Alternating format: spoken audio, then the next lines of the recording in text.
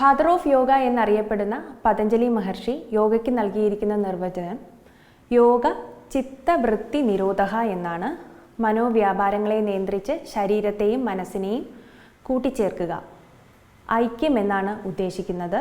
യോഗയുടെ ലക്ഷ്യം ശരീരത്തെയും മനസ്സിനെയും ഏകോപിപ്പിച്ച് കൊണ്ടുപോവുക എന്നതാണ്.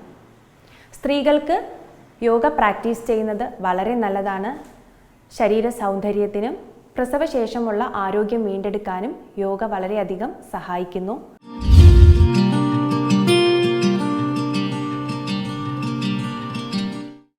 ഇന്ന് നമ്മൾ പ്രാക്ടീസ് ചെയ്യുന്ന ആസന ക്രോ പോസ് ആണ്, കാഗാസന.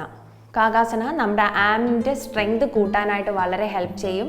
ഫോക്കസ് ഇംപ്രൂവ് ചെയ്യാനായിട്ടും കോൺസെൻട്രേഷൻ കൂടാനും ഒക്കെ വളരെ ഹെൽപ്ഫുള്ളാണിത്.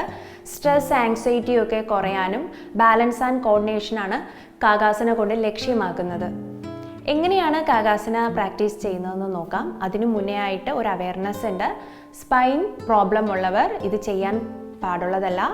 ഷോൾഡർ ഇഷ്യൂസ് ഉള്ളവർ, വ്രിസ്റ്റിൻ ഇഷ്യൂസ് ഉള്ളവർ ഈ ആസന പ്രാക്ടീസ് ചെയ്യാൻ പാടുള്ളതല്ല. സ്ക്വാട്ട് പൊസിഷനിലിരിക്കുക. കൈകൾ കൂപ്പി റിലാക്സ് ചെയ്തിരിക്കുക. മെല്ലെ നിങ്ങളുടെ കൈകൾ തറയിലേക്ക് പ്ലേസ് ചെയ്യുക. വിരലുകൾ നന്നായിട്ട് സ്പ്രെഡാക്കി വെക്കണം. ഒരു പോയിന്റിലേക്ക് നോക്കുക.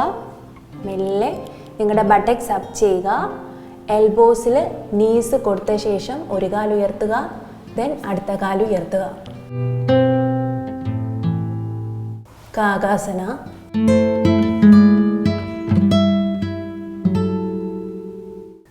മെല്ലെ തിരികെ സ്ക്വാട്ട് പൊസിഷനിലേക്ക് വരിക. വജ്രാസനത്തിലേക്ക് തിരികെ വരിക. കണ്ണുകളടച്ച് റിലാക്സ് ചെയ്യാവുന്നതാണ്.